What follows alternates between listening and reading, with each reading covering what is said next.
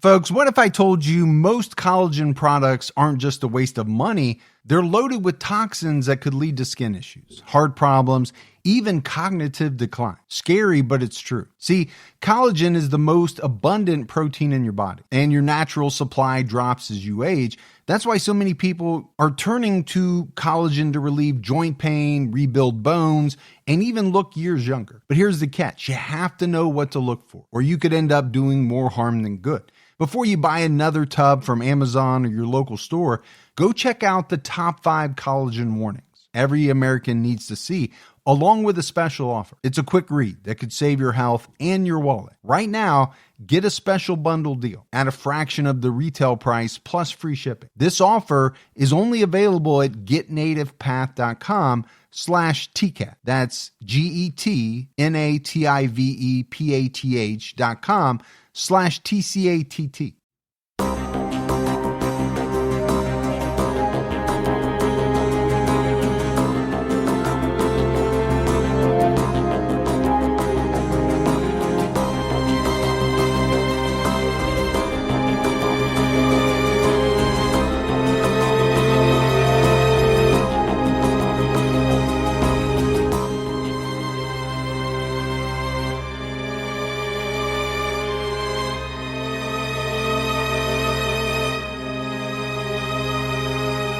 Hello, everyone, and welcome to episode 462 of the True Crime All the Time podcast. I'm Mike Ferguson, and with me, as always, is my partner in true crime, Mike Gibson. Gibby, how are you? Hey, I'm doing good. How about you? I am doing really well. Compared to the last 2 weeks with my back and stuff, I feel like I'm getting back to normal. That's good. Let's go ahead and give our Patreon shout outs. We had Michelle. Hey, Michelle. Sally Goodman. Goodman. I like that name. Shirley Catherine Zeiss. Hey, Zeiss. Alyssa Metcalf. Hey, Metcalf. Metcalf. Yeah. Danielle Hill. What's going on, Danielle? Alicia Ramirez. Hey, Ramirez. Bronwyn Evans jumped out to our highest level. Well, thanks, Bronwyn. Melissa Jansen. What's going on, Jansen? And last but not least, Jana Moody. Well, thanks, Moody. And then if we go back into the vault, this week we selected Cora Ryerson. Thanks, Cora. You know, when you or I mess up somebody's name, I actually think they prefer that. They seem to like that more. You think? Yeah, it's like a badge of honor when you get your name messed up on TCAT, I think. You mess them up a lot. I do. You never do. No. So we have a new Patreon episode that just dropped Saturday night. It's on 20-year-old Karina Mullen, who was brutally attacked and murdered in 1987 in Kentucky. They had a primary suspect, and it was Karina's boyfriend, but he was acquitted. Yeah. A year later. Then the case went cold for a long time until a confidential informant came forward claiming to know exactly what happened. So if you're on Patreon, make sure you check that out. If you're not, now's a great time to sign up. We also have a brand new episode out right now on True Crime All the Time Unsolved, where we're discussing 17-year-old Randy Leach, who was reported missing in 1988 after he failed to come home from a high school party. And there are a lot of rumors in this case, from, drug deals gone wrong, satanic cult rituals. Yeah. We'll dive into all of it. All right, buddy, are you ready for this episode of True Crime All the Time? I am. We're talking about Irene Garza. 25-year-old Irene Garza was a Texas beauty queen and school teacher whose murder remained unsolved for more than 50 years. Irene was last seen going into confession at her church, leading police to question the priest, who was the last person to see Irene alive. Wow. Did you ever go into confession, by the way? Are you asking me if I've been telling your secrets? No, I have not been. Irene Garza was born on November 15th, 1934. She grew up in McAllen, Texas. She was well-liked by her peers and was a distinguished student at McAllen High. She was the school's first Hispanic twirler and head drum majorette. And I've always been fascinated by these people who can do the twirling, throwing it really high up in the air, catching it, doing all the intricate moves. It's pretty fun to watch. Irene was the first in her family to attend college and graduate school. At Pan American College, Irene was crowned homecoming queen. In 1958, she won Miss All South Texas Sweetheart. Wow. Yeah. So, you're talking some, prestigious stuff there. Irene was a second grade teacher at Thigpen Elementary. She loved her job and was devoted to her students. She used part of her salary to buy supplies and clothes for the children. I know that doesn't fall too far from the tree for you. No. Over the years, which there have been many, my wife's been teaching for, 20 plus years, we have spent a lot of our own money to buy supplies and clothes for, children in a number of her classes. Yeah. When you see a second grader, a fourth grader come to school in the middle of January with no coat, that's just something that you can't live with. No, it's hard to look at that. So she's going right out to Burlington Coat Factory, and she's buying coats. That's just what she does. Irene was a devout Catholic. She went to confession every Saturday and attended Mass every Sunday. Irene was a beautiful young woman, and it was said that young men went to church just so they could run into her. Wow, that says something, right? Yeah, well, she's winning beauty pageants, so it makes sense that she was a beautiful woman, and, men were drawn to her. I never had anybody go to my church back in the day to run into me. Well, how many beauty pageants have you won? A 0. Well, maybe that has something to do with it. In the spring of 1960, Irene was in a good place. In April, she wrote to a friend that she was much happier than I've ever been. She wrote that she was seeing 2 men, but she wondered if she'd ever get over her ex-boyfriend. Some people just can't get over their exes. No, for some, that's a hard thing to do. Irene also wrote that she was elected secretary of the PTA. In her words, "This may not sound like much, but to me it means a great deal. It means I'm overcoming my terrible shyness and becoming sure of myself."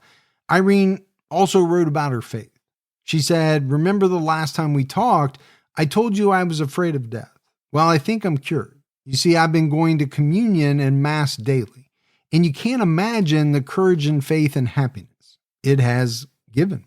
Sounds like she's got some confidence. Yeah, and it really does sound like she is in a good place. She's a very happy person. On April 16th, 1960, the day before Easter, Irene visited Sacred Heart Catholic Church in McAllen to go to confession. She left home in her family's car around 6:30 p.m., promising she'd be back soon. A parishioner saw Irene crossing herself as she entered church. Another saw her kneeling by herself in a pew.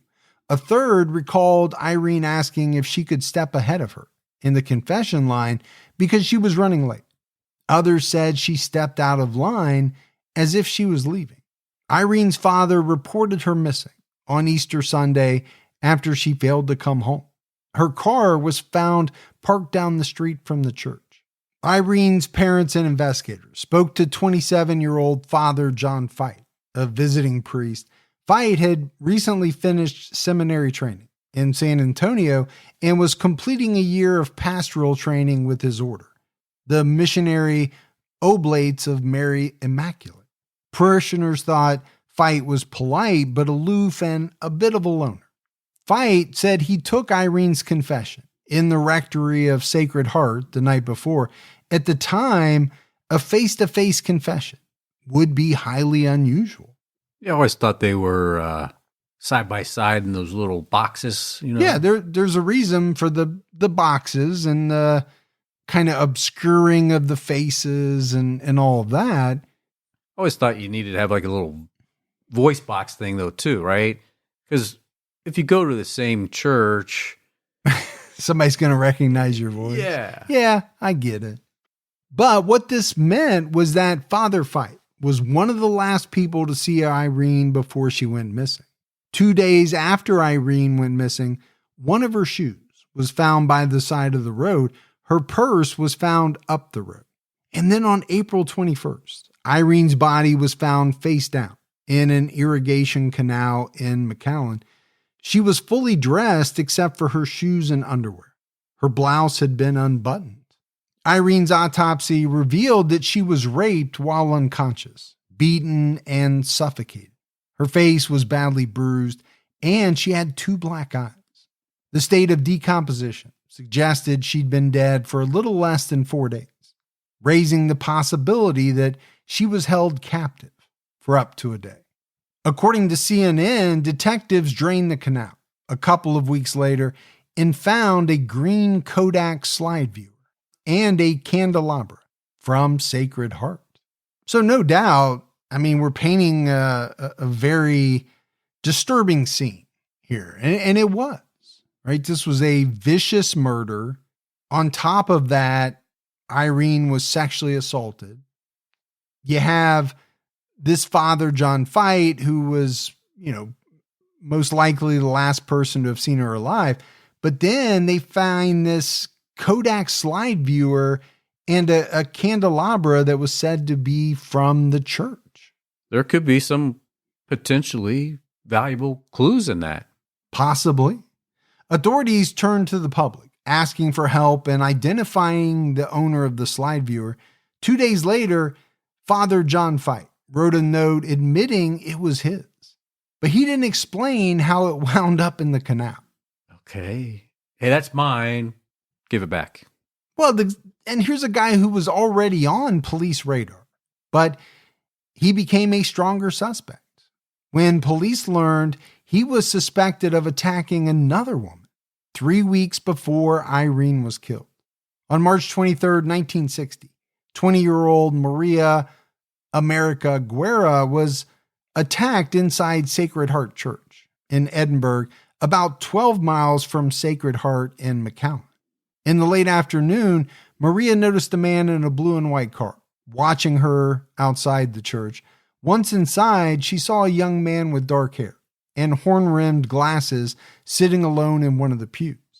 She told police, as quoted by Texas Monthly, "The thought that it was the same man I saw earlier entered my mind. But being in the house of God, I dismissed any thoughts of fear of foul play. I went to the altar and knelt at the communion rail to pray my rosary. And that's when the man grabbed her from behind and tried to put a rag over her mouth. She bit down on his fingers until she drew blood. He threw her to the wall and she ran outside." And Maria picked John Feit out of a police lineup. Wow. Father Feit had visible scratches on the backs of his hands when he was photographed. Father Joseph O'Brien, the assistant pastor of Sacred Heart Church, had also noticed the scratches shortly after Irene Garza disappeared. But Feit said he was locked out of his home and scratched his hands while trying to climb in through a window. So, things aren't looking good for Father Feit. Not at all. Last one to see Irene alive. You have him admitting this Kodak slide viewer was his. And then they learn he had attacked another woman just weeks before Irene went missing. Kind of setting up a little bit of an MO for him. Yeah, but you really can't say enough about Maria, right? She's attacked. She fights back. She draws blood. She's able to get away. Now, my question is, how much did Father Feit, if he was involved in Irene's disappearance, learn from this failed attempt? Hey, I'm going to do things differently because this didn't work out. Yeah. And maybe there was other attempts in between. Yeah, because that's a common question that comes up. We just happen to know about this one. How many others were there? Feit had his first formal interview with police in May 1960. At first, he gave different stories about where Irene gave her confession, but he eventually said he heard it in the rectory next to the church. He and Irene left the rectory between 7:15 and 7:20 p.m. Afterwards, he heard more confessions for several hours in the sanctuary and returned to the rectory twice for a smoke break. He said he accidentally broke his glasses because he had a nervous habit of playing around with them while hearing confessions. At 10 p.m., he drove to his residence in the pastoral house in San Juan, about 5 miles away, to get his spare glasses. He was locked out of the house. Father Feit said, "Because of this, I had to make my entrance through a second floor balcony, propping up a wooden roadblock or barricade against the side of the house and climbing it in this fashion.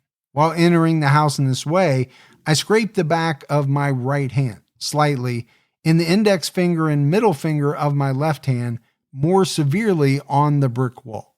Well, either that happened or he rehearsed exactly what he wanted to say to cover himself. Or he sustained these injuries and then had to come up with something, right, to explain them away. Feit said he was troubled when he learned the woman he talked to in the rectory had gone missing. He was busy on Easter Sunday. He did 2 morning masses, a late afternoon mass, and 2 baptisms. In the evening, he returned to church to pick up his suit and collar. A priest asked him if he would speak to Irene's parents, who had arrived at the church. According to Feit, they wanted to know if I had perhaps said anything which might have upset or disturbed their daughter. I replied in the negative. My talk with the girl's parents had disturbed me. Perhaps I had said something unintentionally that might have upset this girl. At any rate, it seemed that no one had seen or heard from her since she left the rectory that Saturday night. Since she talked to me, I was worried and drove around aimlessly for a while. But Feit never did explain how his slide viewer got in the canal where Irene's body was found. Yeah, I think you would want to tell the police, well, it was here and then I came in and it was gone. Or I lent it to her, so she had it in her possession. Or one day I was driving around and I tossed it into that area. But it's not just the slide viewer, right? This candelabra is pretty interesting as well. It is. Feit was brought in again the next day for questioning. Regarding the Maria Guerra case, he acknowledged stopping by Sacred Heart in Edinburgh on March 23rd to talk to a priest. He said he entered the sanctuary and knelt in a back pew to say the rosary. He also admitted he was driving a blue and white car, but insisted he left Edinburgh at least an hour before the attack.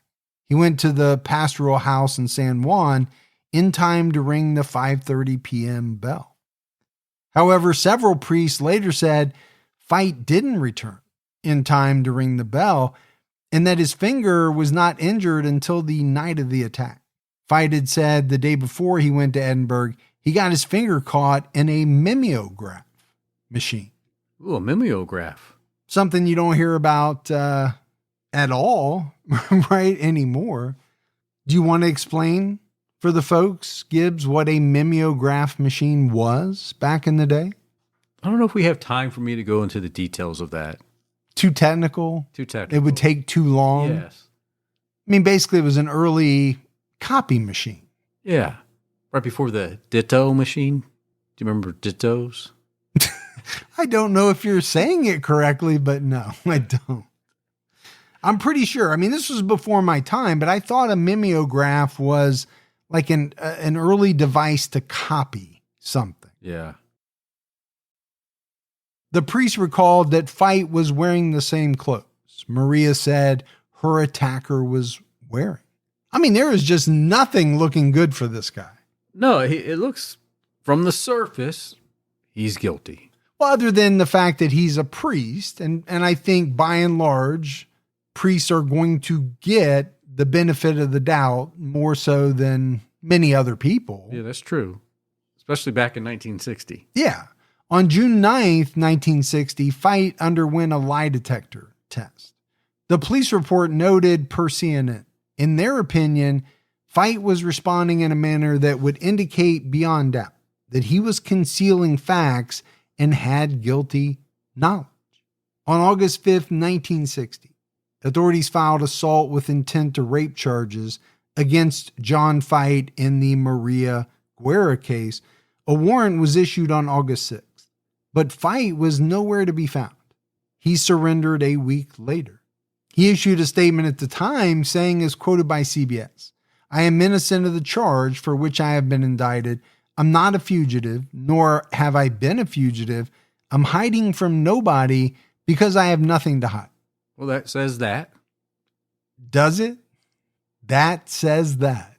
Okay. That That's one of the more profound things I think you've ever said. Put that on a bumper sticker. Feit claimed he checked into an out-of-state hospital because his nervous system was affected by the stress of his legal troubles. He said, I wanted to try and get some rest and peace of mind. I felt that I could not take it anymore. Feit later told police he developed a fear of women around that time.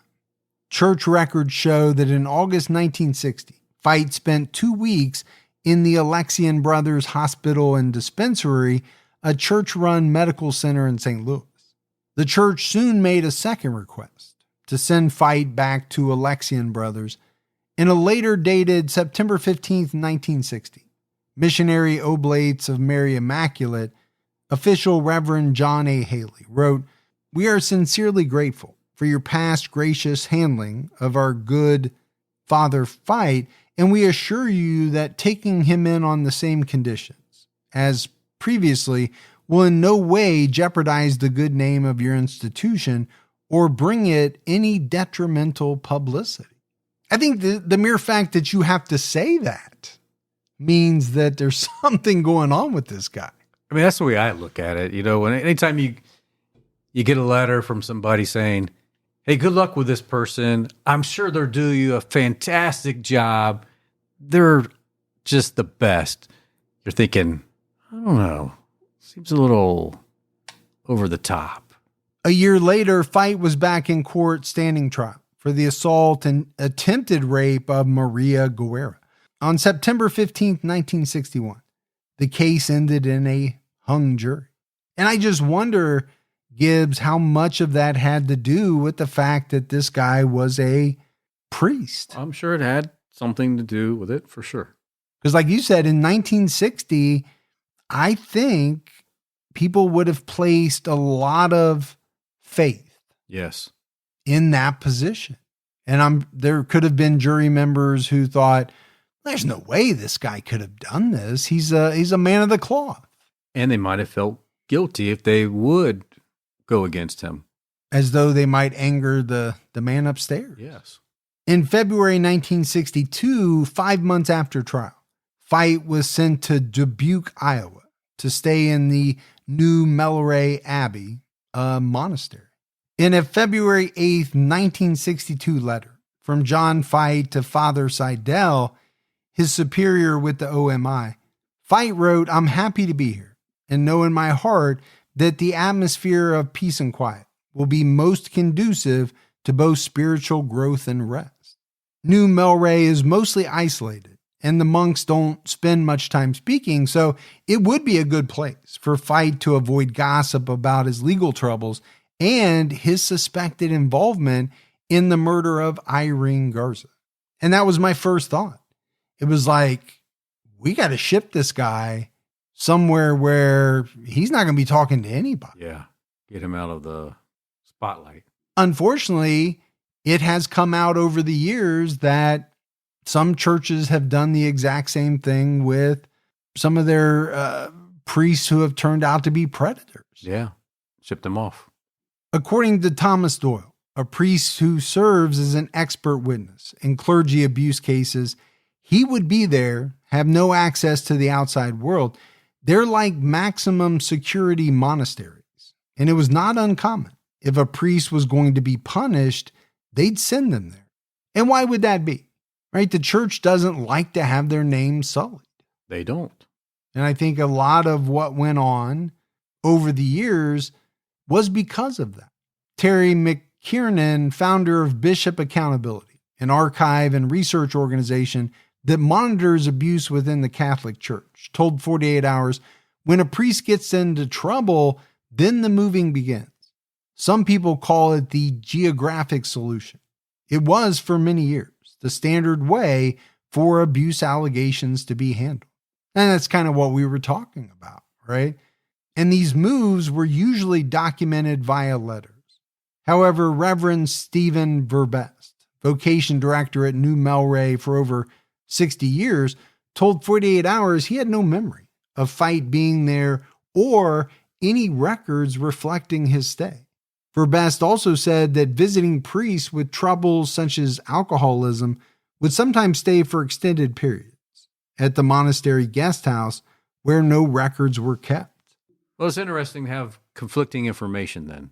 Well, he said he has no records, but that, if a priest was in there for, let's say, alcoholism, maybe a record wouldn't be kept. We don't know what pretense Father Feit was sent in there on. Well, that's true. Feit returned to Texas in March 1962. On March 28th, he pleaded no contest to a reduced charge of aggravated assault. He was ordered to pay a $500 fine. His defense team at the time stressed that his no contest plea was not an admission of guilt. So I have a couple of problems here. First of all, reducing the charge to aggravated assault. Now, maybe that was because they didn't think they could get a conviction, but he essentially walked away from this having only to pay a fine. That just doesn't seem right to me. That's disturbing, actually. Daryl Davis, a TV reporter covering the case for Channel 5 News, would later testify that he and other journalists were called to an off-the-record meeting with DA Robert Lattimore. According to Davis's testimony, Lattimore said prosecutors and church officials knew Feit killed Irene Garza, but in exchange for a plea in the Maria Guerrera case, he would not be prosecuted for murder. Davis told 48 Hours, he said verbatim, "We know that Father Feit killed Irene Garza, and the church knows that he killed Irene Garza, so we have made some arrangements." He said the church is going to put him in a monastery and he'll be kept there for the rest of his life. It's like they had so much power back then. And too much, people would say. Yeah, that they could make these type of negotiations and arrangements. And make what were really heinous acts essentially go away. Yeah. After the plea, Feit returned to the monastery in Iowa. Now, it's unclear exactly how long he stayed there, but his writings suggest he was still there in June 1962. In a letter typed on New Melray letterhead on June 19th, 1962, Feit wrote, "The time has come to make some definite decisions, enabling me to begin a regular and ordered life with definite goals and a definite aim in life." By the beginning of 1963, the church had moved Feit to the Assumption Abbey in Ava, Missouri. This was where John Feit met Dale Tackney, who was serving as novice master at the monastery training New Perspective monks. According to a 2002 interview transcript with Tackney, his superior told him to counsel Feit. He said that Father Feit had murdered a young woman. There were no other details given. And apparently, Tackney counseled Feit for over 6 months. During that time, Feit admitted to attacking a young woman after her confession, keeping her captive overnight, and leaving her to suffocate. She was eventually dumped in a canal. Feit also spoke of a proclivity for wanting to attack women from behind, which was triggered by the sound of their high heels clicking. Interesting. Very. And I don't know if that speaks to a high heel fetish, if it goes back to his childhood, mother issues. I have no idea. But if this is true, what, this guy Tackney said, it seems like everyone was aware that he had killed Irene Garza. By late 1963, Tackney and his superior determined Feit wasn't suited to be a monk and could go back out into the world. Feit enrolled as a graduate student in philosophy at Loyola College in Chicago. He attended school from September 63 to January 1964. Now, why would they determine that this guy was not suited to be a monk? Because he wasn't a good guy. Possibly because he had killed a woman and had a proclivity for attacking women from behind. Yeah, he didn't have the temperament to be a monk. He didn't have the temperament to be a member of society. Well, that's true. That's true. Let alone a monk. And why do they get to decide that he can go back with general population Well, my only thought is, that they're still trying to protect the church.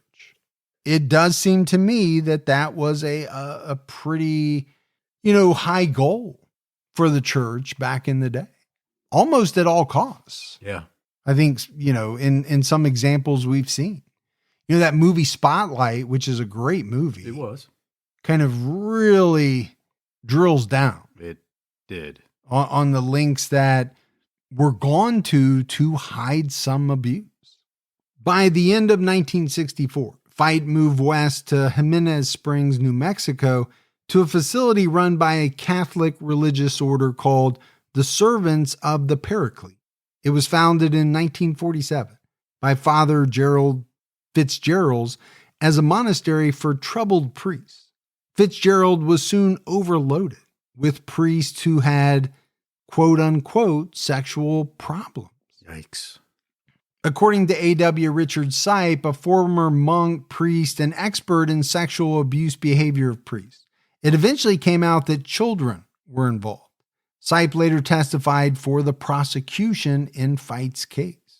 Former priest and victim advocate Patrick J. Wall described the facility as a supermax because it was a last resort for troubled priests. Feit spent 7 years at Jimenez Springs and later joined the Servants of the Paraclete. By late 1968, Feit had risen to the position of superior at the facility called Via Coeli, meaning way to heaven in Latin. Gibbs, he was supervising more than 80 priests, one of whom was James Porter from Massachusetts.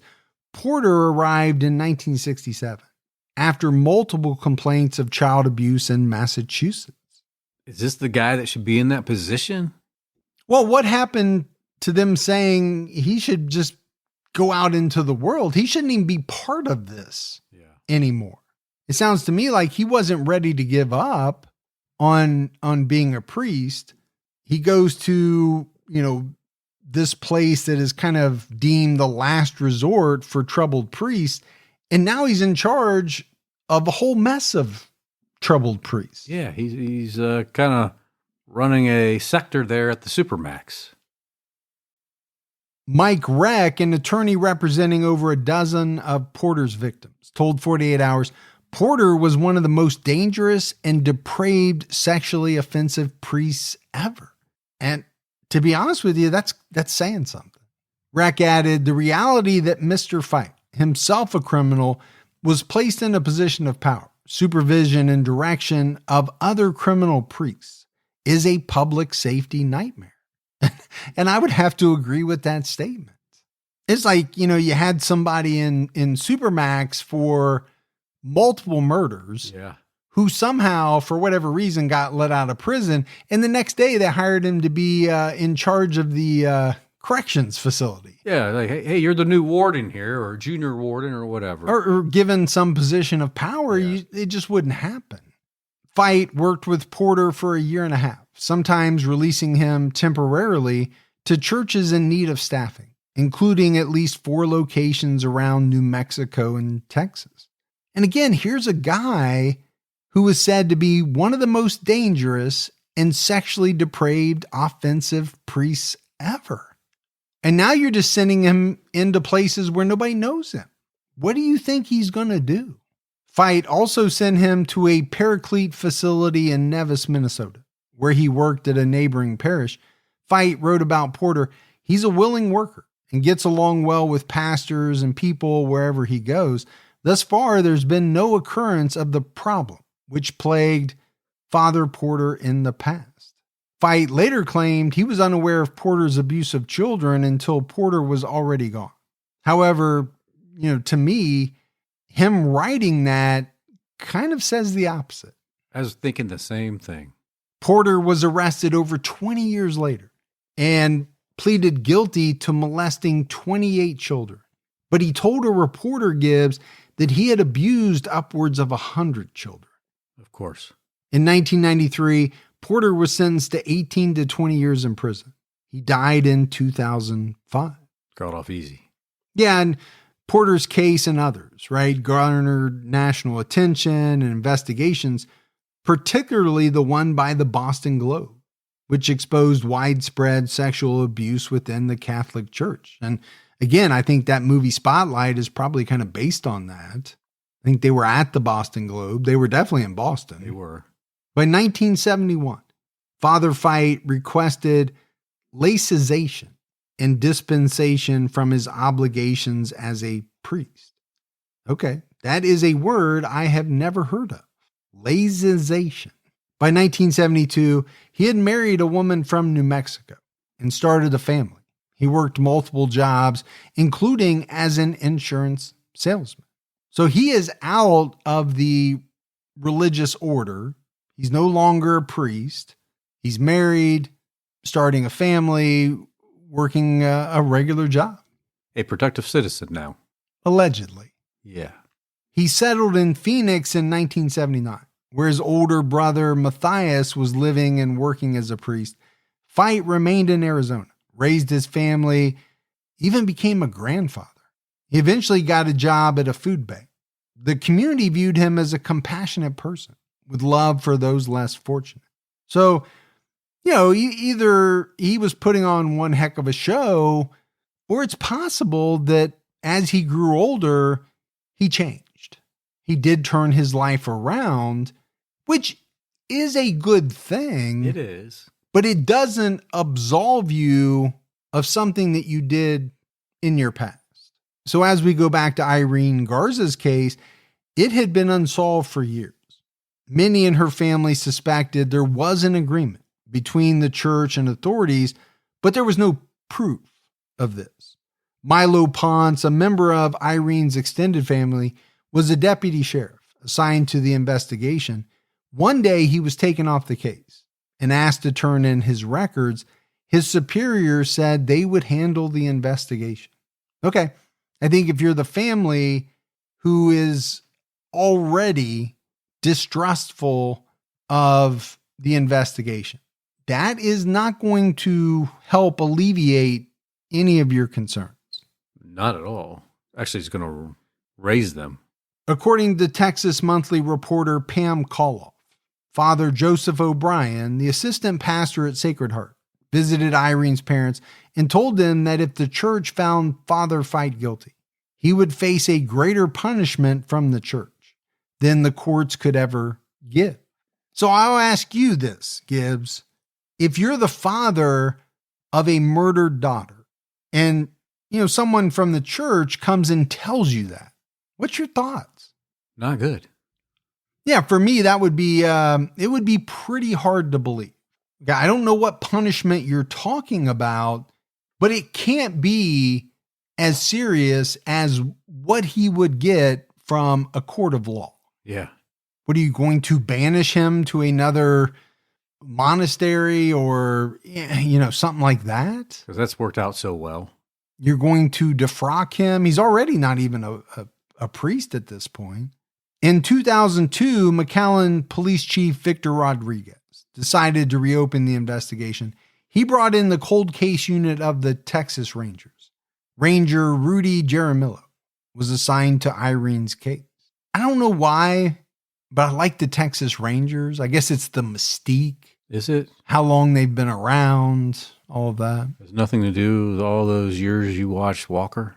I never have seen an episode of Walker, Texas. I swear to you, I have not, ever. What's the deal with all the posters? Never seen an episode. But yet, you have Chuck Norris stuff everywhere. And I think I walked in here once before when you had your cowboy boots on and your hat, trying to do like kung fu, karate, some type of spin, kick moves. Mm-hmm. Yeah. Does that sound like something I could get away with? I can barely get out of this chair sometimes. I actually would be worried if I tried that. Yeah, it's like, oh man, yeah, you get the squad here now. I know. You might as well call the squad ahead of time if I'm going to attempt something like that. Jaramillo ordered DNA testing on Irene's clothing, but no DNA was found because her body had been in the water for too long. In the fall of 2002, former monk Dale Tackney decided it was time to come forward to report John Feit's confession. He had kept the secret for almost 40 years. Man, that's It'd be hard to do that type of secret. It's a long time, and I can only imagine how much that kind of, aided him day in, day out. He initially spoke to Detective George Seidler from the San Antonio PD. Tackney said in his call and later in a letter that he had information about a murder he believed took place around Easter in the early 1960s in San Antonio. He wrote that former priest John Feit confessed to him during counseling. Although the victim wasn't named, Tackney's letter was very detailed, so Detective Sadler hoped he could link it to a specific case. He looked at somewhere between 200 to 300 cases, but couldn't find a match. When a Texas Ranger visited Sadler and viewed his list of cases, he noticed one labeled priest case. The Ranger mentioned that his partner was also working on a priest case and connected him to Ranger Rudy Jaramillo. The two men compared notes and concluded that the monk had the wrong city. The victim he was talking about was most likely Irene Garza from McAllen. Years later, Tackney would read excerpts of the letter he wrote to investigators to 48 Hours. He wrote, "I covered up the evidence. I'm sorry for what I did." Feit described the victim as a woman in her early 20s. Tackney told 48 Hours, after confession, he took her blouse off, he fondled her breasts, and then after that, he took her down to the basement, and somehow she remained in the basement. I assume that he tied her up down there. Hours or days later, Tackney didn't recall exactly, Feit moved her from the rectory to another location. The next day, when he had to go back to the church for masses, Easter Sunday, I believe it was, and he put her in the bathroom, put her in the tub, put her in a bag or something over her head. But when he was leaving, he heard her say, "I can't breathe, I can't breathe." And with that, he shut the door and left. When he came back, he opened the bathroom door and she was dead. And then with the body, he dumped the body along the road by a canal. So, Gibbs, I know I've said it before, but I have a number of phobias, right? Heights, enclosed spaces, running out of air is one of those. Yeah, I'm the same way with that one. I tried to watch a movie with Ryan Reynolds in it. Yeah. And the whole movie takes place with him buried underground in like a casket. Oh, okay. I heard about that one. It's interesting, but it really brought out some anxiety in me. And to think that this priest put something over her head knowing that she couldn't breathe and was so callous that he just turned around and closed the door and left. Yeah. Didn't care. That really tells you a lot, or really everything you need to know about this guy. 48 Hours asked Tackney if he ever wondered why Feit ended up in the monastery and not in jail. Tackney said he asked Father Feit this question, and Feit said individuals in the church protected him to avoid scandal. He also explained his reasoning for coming forward after so many years. In 2001, an author asked Tackney if he could write about his life in the priesthood. Tackney realized he shouldn't tell his story to a writer. He should go to the police. He felt guilty that he could have helped solve the murder years earlier. He said in his 2002 police interview, "While I knew that Father Feit had committed the murder, I felt that my primary function with Father Feit was to see if perhaps he ultimately might not have a vocation to become a monk in the monastery." That same year, Father Joseph O'Brien also came forward. Back in 2000, O'Brien went on a local TV show to talk about the case. He said, "The only thing I can think of, looking back, I think maybe we focused too much on the church and her friends. That's all I can think of because I'm telling you, that investigation was thorough." Now he was ready to reveal what he knew. O'Brien told Ranger Jaramillo that he suspected John Feit was involved from the beginning. He thought the scratches on Feit's hands were fingernail scratches. He was so suspicious that he and another priest searched the rectory for Irene on Easter Sunday, but they found no sign of her. And apparently during a confrontation in 1960, Feit admitted he killed Irene. Just straight out said, I did it. But it is a little troubling, right, Gibbs, that so many people seem to know that he killed this woman, and yet they failed to come forward for decades and decades. Because they were protecting the church. Ranger Yaramillo asked Dale Tackney to call John Feit. In January 2003, Tackney told Feit he wanted to clear his conscience about the death of a young woman. Feit claimed he didn't remember any of their discussion, saying, "At the time I was in the monastery, I was pretty much a broken man. Psychologically, emotionally, spiritually, I have no recollection what I may have told you at the time." He maintained that he didn't kill Irene Garza. And what's he going to say? This guy calls you out of the blue many, many years later and just all of a sudden wants to talk about this. I don't know how many people would be like, "Oh yeah, I remember that. I told you this and this and this." Because you don't know what's being recorded. Well, that's true. I'm sure he was, had his guard up. Rene Guerra, the DA at the time, decided against bringing the case before a grand jury because he didn't think the witnesses were credible. According to 48 Hours, Guerra believed it was an untriable case and questioned Tackney's integrity. He also thought Tackney was unintentionally fed details by Ranger Yaramillo. Yaramillo denied this and said Tackney gave details to the San Antonio detective months before he ever spoke to him. But Yaramillo did later tell Tackney the correct location and date. And I get this, right? You've got some individuals who have what appears to be really good information. But Gibbs, they waited like 4 decades to come forward. Yeah. I think as the DA, you got to weigh that. You have to at least try to figure out what the jury's going to make of it. Are they going to think these people are credible because they waited so long? After much pushing from Irene's family, in March 2004, Guerrera assigned 2 prosecutors to handle the case. It was brought before a grand jury, but John Feit, Joseph O'Brien, and Dale Tackney were never subpoenaed to testify. Grand jurors only saw audio tapes and transcripts. Interesting approach. Well, I don't think it's anywhere near as powerful. And in June 2004, the grand jury declined to indict John Feit. Key witness Joseph O'Brien died in September 2005 at the age of 77.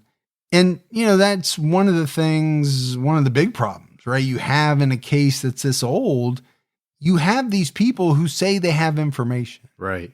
But they're coming forward very late in the game, and some of them die before they're ever able to get up on a stand and testify. Yeah. In 2014, Ricardo Rodriguez won the election for DA and promised to look into Irene's case.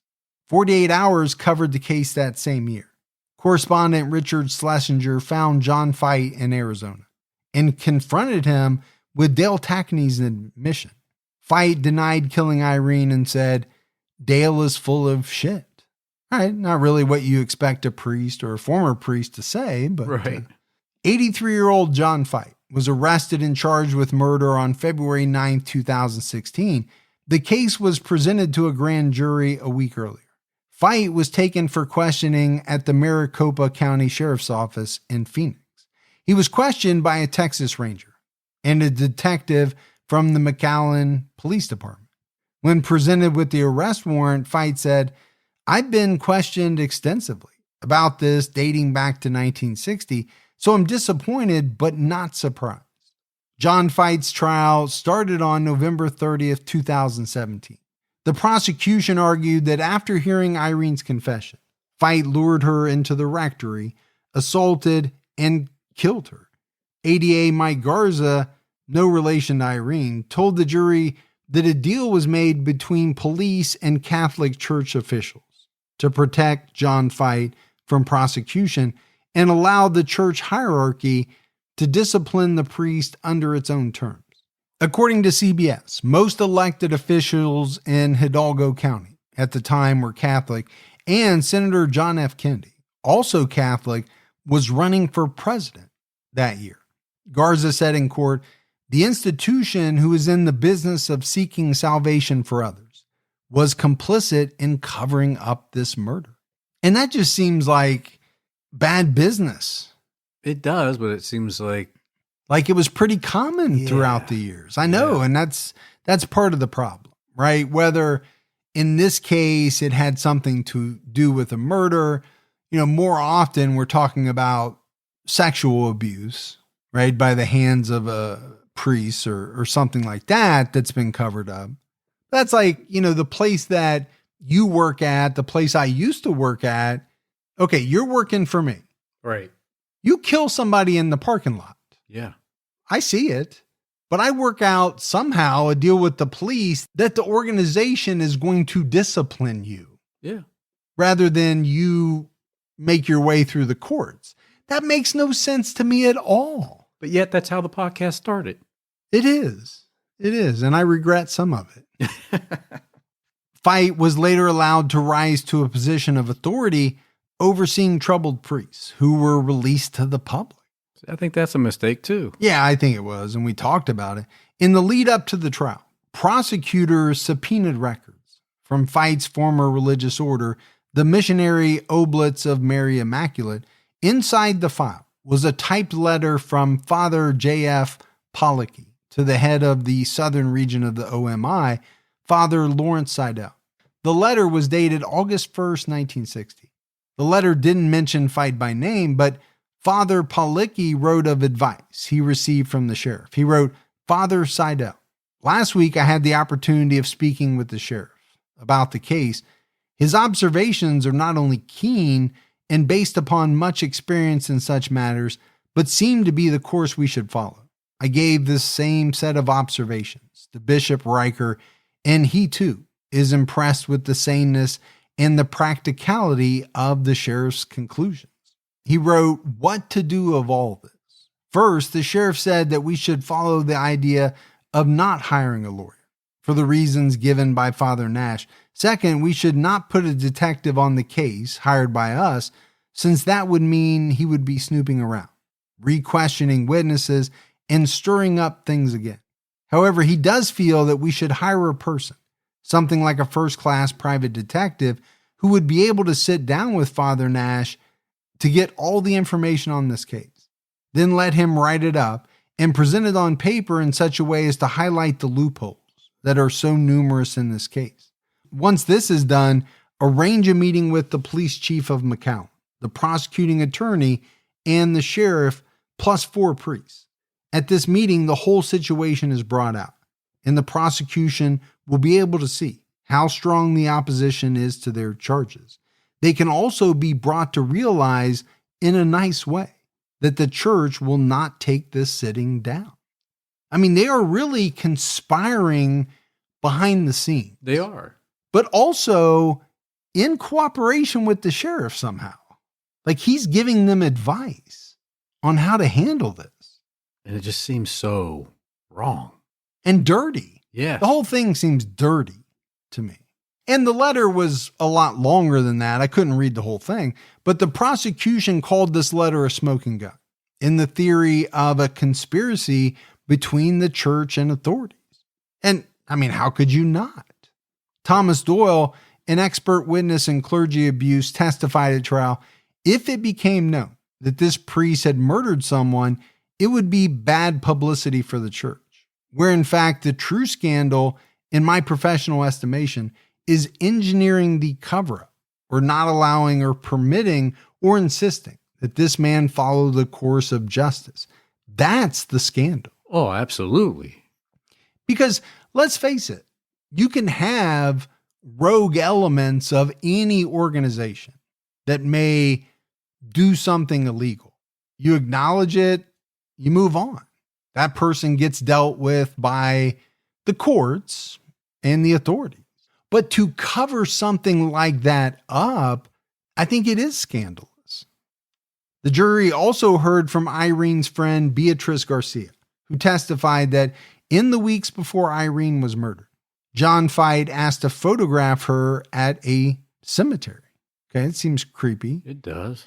Irene's friend Maria Hollingsworth testified that Irene visited her in April 1960 and spoke about a new priest at church whom she thought was handsome. The priest pulled Irene out of confession. According to Hollingsworth, she said, "It's not the same going to confession anymore because I don't get to stay in the confessional. He comes to pull me out and says, 'Oh, this place isn't good enough for you. Let's go to the rectory where you'll be more comfortable.'" And then they walk off and go to the rectory. He's a predator. Yeah, and there's no doubt. He was infatuated with Irene Garza. Now, at the same time, she told her friend, she thought he was handsome. But she also knew he was a priest. So she probably thought there was very little danger there. Yeah, I could see that. Former reporter Daryl Davis testified about the off-the-record meeting between reporters and the DA in 1962, where the DA said they knew Feit had killed Irene, and he would be sent to a monastery. Dale Tackney testified that his superiors at the monastery told him Father Feit had killed someone and asked him to determine whether he was fit for life as a monk. I would say it's not even a possibility. How can you be a monk and represent what monks represent if you killed somebody? But the cover-up, right? The links and all of the people that were involved, from the sheriff to the DA, and it seems like all these people knew about it, but they were either okay or were pressured by the church to the point where they let them take care of it. Feit told Tackney that he had a penchant for attacking young women in heels. Feit said, "I get anxious when I hear click, click, click, click, when I hear the heels on a hard concrete floor." But Feit expressed no remorse when he confessed to killing Irene. According to Tackney, Feit said 3 things helped him avoid prison: the church, law enforcement, and the rules of sealed confession. Whenever they get close to anything, he would say confessional secrecy. Tackney testified that he didn't initially report the crime because it wasn't my place to make a judgment. He tried to counsel Feit to change his behavior towards women. And I get it, right? We're not supposed to judge people. But when a person comes out and admits to you that they killed a young woman, I don't think you're making a judgment as much as you are doing the right thing. And he was not remorseful. It goes back to your point of, how many times maybe had he done this before that we don't know about, or the church knew about and covered those up as well? Sure. And again, I don't want to bag on the church here, but there's no doubt that they were part of the cover-up in this case. Oh, they stated in the letters. Yeah. The defense argued Tackney was fed information and suggested he was upset at the church. They also noted that he was approached to write a book about his life. But Tackney said he rejected the offer because part of that story was my relationship with Father Feit. Defense attorney Renee Flores told 48 Hours to sit here and believe that Dale Tackney received this information from John at the time, and according to his testimony, was not moved in one way or another because he, quote, was not there to judge. To believe that, and then fast forward 40 some odd years when he came up and says, I was moved because I wanted to bring closure to the family. We got a word for that in Texas. Bullshit. Yeah, we have that same word here. Yeah, we do. That's not just a Texas word, but I do get what the person is saying, right? You didn't do the right thing back then, so why are we now to believe that you're being truthful when you say you want to do the right thing now? Because part of the defense job is to poke holes in this man's character. Well, that's true. Just make him look as bad as possible. Tackney later acknowledged some of the details he presented as fact were assumptions based on what Feit told him. McAllen Police Chief Victor Rodriguez testified about Feit's 2 signed statements from May and June 1960. He denied ever meeting Irene in his first statement, but in the second, he acknowledged hearing her confession. On the night she went missing, Rodriguez believed Feit was deceitful. He also found it disturbing that Feit made half a dozen trips from the pastoral house in San Juan to Sacred Heart on the day Irene went missing. His excuses included broken glasses, forgotten clothing, and soiled laundry. That's interesting. Which part? The part that he may or may not have shat himself? Exactly. On December 7, 2017, 85-year-old John Feit was found guilty of the murder of Irene Garza. He was sentenced to life in prison the following day. 85? How long is that going to be?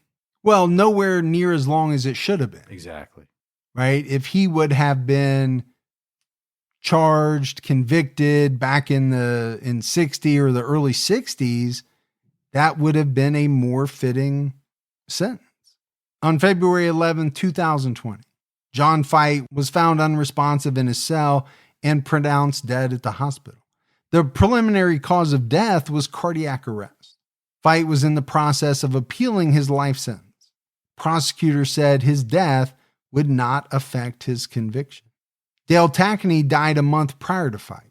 He was 90 years old. So, getting back to how long is that going to be, it was about 3 years. He served about 3 years before he died. Yeah, not very long. Not for, killing a young woman with her whole life ahead of her. And, for me, part of the travesty is that, this man got to live out his life. However that life played out, he was a free man, whereas Irene Garza lost her life and her family lost out on, watching her grow and being with her at holidays and all of that stuff. And I think that's what, upsets me about this case the most. Yes, there's the cover up. And it's not just the church, right? We're talking about law enforcement being involved, the DA. Yeah. Really basically knowing that this guy killed her. There was a lot of hands in on this one. There was. Now, how much of that was due to pressure by the church? I'm sure a lot of it. Yeah. But that doesn't mean you shouldn't do the right thing. And there were a number of people in this instance that chose not to do the right thing. So as we wrap this one up, Gibbs, although investigators had identified their suspect within days of Irene Garza's murder, it took over 50 years to bring him to justice. Despite showing a history of violent behavior towards women, he continued working as a priest for many years. And this case is notable because investigators exposed a corrupt priest and an alleged cover-up involving the church and authorities. And I think, that's what grabs a lot of people's attention about this case. Yeah. It's salacious enough that a priest would murder a young girl. But when you add in the cover-up, that just takes it to a whole nother level. The fact that this guy got away with it for 50 years. He lived his life. He did. And he was an old man. He was 85 years old by the time he was finally convicted. We say it took 50 years for them to bring him to justice. It took them 50 years to decide to overcome the church to bring him to justice. Yeah, but I look back and think, the sheriff and the DA, they could have done the right thing. Absolutely. Early on. Was there pressure from the church? I'm sure there was. And, let's be honest, the church held a lot more power than, let's say, they do today. Yeah. In the 50s, the 60s. Very powerful. Very powerful. Money, votes, all kind of things connected. But it's just sad when the corruption can extend that far. But that's it for our episode on Irene Garza. We got a voicemail. You want to check that out? Yeah, let's hear it. Hi, guys. This is Sarah again from Delaware. I was just listening to the Matthew Owens episode, and I wanted to make a really important point that I think a lot of people don't know. When you guys talk about a woman being pulled over by a cop, you don't actually have to pull over. You have the full legal right to call dispatch and confirm that you are actually being pulled over, and you can request that they follow you to the nearest gas station, store, whatever the situation may be. You don't have to pull over. You can absolutely confirm that you're actually being pulled over by a legitimate cop and not someone pretending to be someone else. I just thought this was really important. I didn't learn this until I was in my 20s, and I hope that anyone listening will learn this and will also tell their kids this, because it's an important way to stay safe. Keep your own time ticking. All right. Great voicemail. Again, I don't know if that pertains to every state. Maybe it does. I don't know. But I think people should research it. Absolutely. And find out, because it is an important safeguard.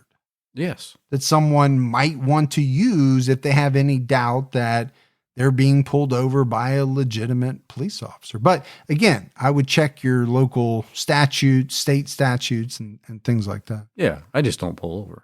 Yeah. You just keep on going. Yeah. And I'm getting pretty tired of bailing you out, to be honest with you. Well, because you don't always pay me back. That's the thing. I knew you were going to say wimpy. Yeah. You got the whole, I'll pay you Tuesday for a hamburger today. I know. Tuesday never comes. Well, eventually they'll get here. And then there's another bail that has to be paid. I haven't been paid back for the first one. I don't think you've been paid back for more than probably like 3 or 4. All right, buddy. That is it for another episode of True Crime All the Time. So for Mike and Gibby, stay safe and keep your own time ticking.